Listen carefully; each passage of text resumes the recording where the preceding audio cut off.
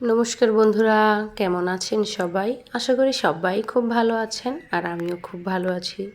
তো দেশ এবং দেশের বাহির থেকে যারাই আমার ভিডিওটি দেখছেন তাদের সবাইকে পরিস কিচেন ব্লগে স্বাগত। তো বন্ধুরা, আজকে আমি আপনাদের জন্য আরও একটি নতুন সুন্দর একটি ভিডিও নিয়ে চলে আসলাম। তো আজকে আমার এই নতুন ভিডিওটি যারা প্রথম দেখছেন তাদেরকে বলবো, প্লিজ পুরো ভিডিওটি দেখবেন। দেখে যদি ভালো লাগে তাহলে একটা সুন্দর কমেন্ট করবেন, অবশ্যই লাইক দিবেন, এবং যদি বেশি ভালো লাগে তাহলে প্লিজ সাবস্ক্রাইব করে চ্যানেলটির পাশেই থেকে যাবেন। আর যারা কিনা আমার পুরনো বন্ধু বা পুরনো বোন ভাই যারাই আছেন তাদেরকে বলবো, প্লিজ পুরো ভিডিওটি কন্টিনিউ করুন একটি লাইক দিয়ে। আর হ্যাঁ, অবশ্যই কিন্তু পুরো ভিডিওটি দেখবেন।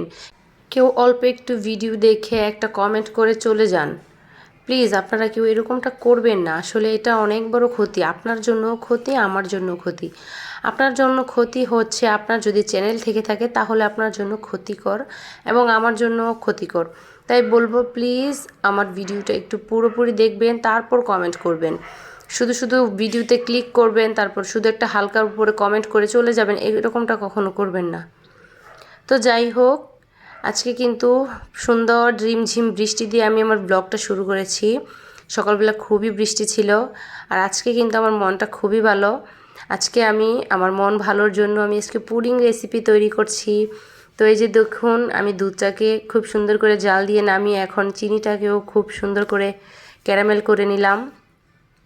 আজকে আমি ক্যারামেল পুডিং বানাবো, তার জন্য 2টা ডিম নিয়ে এলাম। এই 2টা ডিমের মধ্যে আমি যথেষ্ট পরিমাণে চিনি দিয়ে এখন সুন্দর করে এটাকে আমি ভালো করে ব্লেন্ডিং করে নিব। আসলে এটা মানে চামচ দিয়ে বা কোনো একটা কিছুর সাহায্যে ব্লেন্ডিং করাটাই খুব ভালো। অবশ্য আমি পুডিং তৈরিতে এক্সপার্ট না, কারণ এর আগে আমি কখনোই পুডিং রেসিপিটা বানাইনি। এটা আসলে আমার জন্য একদম ফার্স্ট একটা ইউনিক রেসিপি। ইউটিউবে অনেক আপুরা আছে যারা কিনা আমার ভিডিও দেখে বা আমিও তাদের ভিডিও দেখি, তাদের থেকে অনেক সময় এই রেসিপিটা দেখা হয়েছে। তো এইভাবেই আমি একটু পুডিং বানানোটা দেখলাম তাদের কাছে, তো এইভাবেই আমি ট্রাই করতেছি বানানোর জন্য। আসলে তারা কিন্তু খুব সুন্দর করেই পুডিংটা বানিয়েছে, তবে আমার পুডিংটা তেমন সুন্দর হয়নি, আপনারা দেখতেই পারবেন। তো যাই হোক, ফার্স্ট টাইম একটু এদিক সেদিক হতেই পারে, তবুও চেষ্টা করলাম। যাই হোক, ডিমটা আমার ব্লেন্ডিং করা শেষ। তারপর আমার এই যে জাল দিয়েও রাখা দুধটা, সেই দুধের মধ্যে আমি এখন ঢেলে দিব।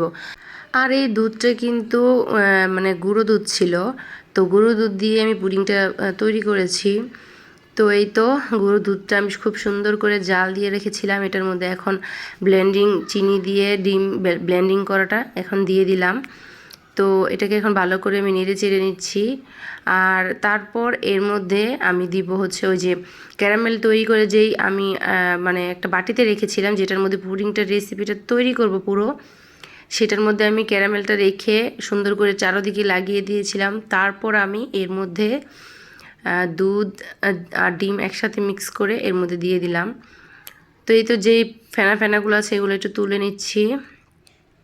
আসলে আমি হয়তো আপনাদেরকে বুঝিয়ে মানে ভয়েসটা দিতে পারছি না, কারণ আমার কাছে একটু এলোমেলো হয়ে যাচ্ছে। তো যাই হোক, এই যে এখানে একটা পাত্র নিয়েছি, এর মধ্যে একটা আমি ছোট্ট সুতির কাপড় দিয়েছি, তারপর জল দিয়ে দিলাম। এখন আমি আমার পুডিংয়ের যে বাটিটা সেটা বসিয়ে দিলাম। তো এখন আমি এর মধ্যে জল দিয়ে দিব। এখন খুব সুন্দর করে আস্তে আস্তে এটাকে জাল দিয়ে দিব, তারপর এটা আস্তে আস্তে হবে।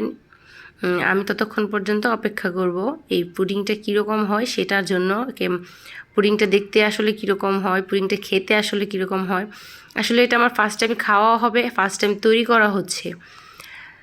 তো এই তো পুডিংয়ের ভিতরটা হয়ে গেছে, তো আমি নামিয়ে নিয়ে ঠান্ডা করে নিয়েছি। এখন এটাকে আমি মানে নর্মাল ফ্রিজে রেখে দিব 2-3 ঘন্টার জন্য, কারণ আমার হাতে টাইম আছে, তো এর জন্য আমি 2-3 ঘন্টার জন্য রেখে দিব। আসলে পুডিংটা আমি বিকেলটা আমি বানিয়েছি, তো এটা আমি সন্ধ্যার পরে কাটাকাটি করব বা খাবো। তো এর জন্য এটাকে এখন আমি 2-3 ঘন্টার জন্য মানে নর্মাল ফ্রিজে রেখে দিব। তারপর দেখব যে আমার পুডিংটা কেমন হয়েছে। এই তো নর্মাল ফ্রিজ থেকে আমি পুডিংটাকে নিয়ে চলে আসলাম। এখন এই পুডিংটাকে আমি উল্টিয়ে দেখব বা এটাকে বাটিতে নিয়ে দেখব কীরকম হয়েছে।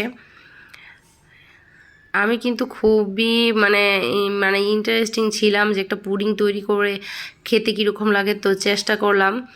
তো দেখি কীরকম হয় পুডিংটা। আসলে আমি তো দেখেছি, আপনারা দেখেননি, তো আপনাদের সাথে আবারও একবার দেখে নিই। আমি কিন্তু খুব ভয়ে ভয়ে ছিলাম, আপনারা আমার ফেসটার দিকে খেয়াল করলে বুঝতে পারবেন। খুবই মানে কি বলবো, এই আমার পুডিংটা না ভেঙে যায় সেটাই চিন্তা করতেছিলাম। তো যাই হোক, পুডিংটা হয়েছিল ফার্স্ট টাইম অনুযায়ী, কিন্তু আমি বুঝলাম না আমার পুডিংয়ের পিছনটা যেমন কীরকম জানি হয়েছে, ঠিকঠাকভাবে হয়নি। দেখুন আমার হাসি, আমার মেয়েও চলে আসছে। তো আজকে যেহেতু আমার জন্মদিন ছিল, তো আমি ভাবলাম যে একটু পুডিং তৈরি করি, আর নিজের মধ্যে নিজে একটা আনন্দ তৈরি করলাম। আর আমার মেয়ে, আমার ভাসুরের মেয়েরা, তাদেরকে নিয়ে একটু কাটাকুটি করলাম আর কি। তো আমার মেয়ে কিন্তু খুবই আনন্দ হচ্ছিল, মানে তার কি বলবো, সে ভাবছে এটা কেক, আসলে এটা পুডিং। তো যাই হোক, চেষ্টা করেছি, পুডিংয়ের পিছনটাই কেমন জানি হয়েছে, কিন্তু খেতে কিন্তু ভালো হয়েছিল, খারাপ হয়নি, কারণ আমার কাছে ভালো লেগেছিল। তো এই তো আমি এখন আমার বার্থডে সেলিব্রেশন করব পুডিং কেটে। তো চলে আসলাম আমার মেয়ে আর আমার ভাসুরের মেয়েকে নিয়ে। আর আমার পিছনে আছে আমার বড় জায়ের ছেলে। তো তারা কিছুই সাজুগুজু করেনি, আসলে বাড়ির সবার শরীর ভালো না, আমি বললাম কিছুদিন ধরে অসুস্থ। তো তারপরও সে আমার পিছনে এসে বসে আছে, দেখছেন, অসুস্থ শরীর নিয়ে। আর আমি তো মহা খুশি যে আমার পুডিংটা সবাই খেয়ে কীরকম ভাবে। আমার মুখের হাসি দেখে বুঝতে পারবেন যে আমি যে কী একটা মানে অবস্থায় আছি আর কি।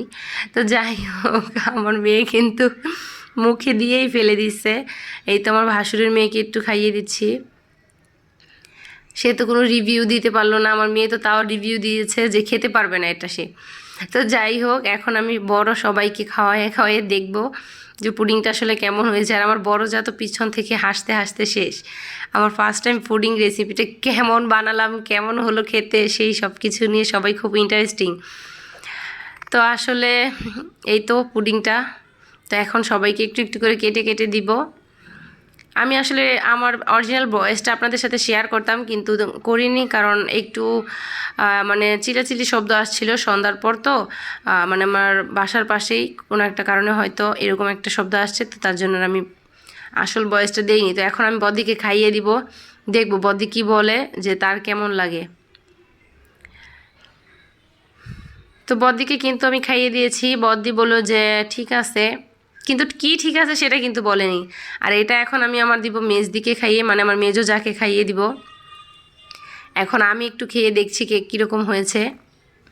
মানে আমি মুখে দিয়ে আমি নিজেই প্রথম একটু কীরকম ভাবলাম, তারপর দেখলাম যে না ঠিক আছে, খুব ফার্স্ট টাইম হিসেবে খুবই ভালো হয়েছে। এরপর যদি আরও কখনো সুযোগ হয় বানানো, তবে বানিয়ে আবার অবশ্যই খাবো। তো যাই হোক, আজকে আমার জন্মদিন ছিল, আর জন্মদিন উপলক্ষে আমি একটা পুডিং বানিয়েছি, সবার সাথে আনন্দ করলাম, মজা করলাম, সবাইকে খাইয়ে দেখলাম যে আসলে পুডিংটা তাদের কেমন লাগলো। তো এই ছিল আমার ভিডিওটা। তো আর কিছুটা পুডিং আমি রেখে দিব আমার বড় বাসুরের বড় ছেলের জন্য, কারণ সে পুডিংটা খুব পছন্দ করে। তো তার জন্য আমি রেখে দিব, সে খেয়ে বলবে যে আমার পুডিংটা কেমন হয়েছে, রিভিউটা সেই দিবে। তো বন্ধুরা, আমার ভিডিওটা এই পর্যন্তই। আজকে আপনারা সবাইকে আমার ভিডিওটা দেখে কেমন লাগলো অবশ্যই জানাবেন। তো বন্ধুরা ভালো থাকবেন, নমস্কার।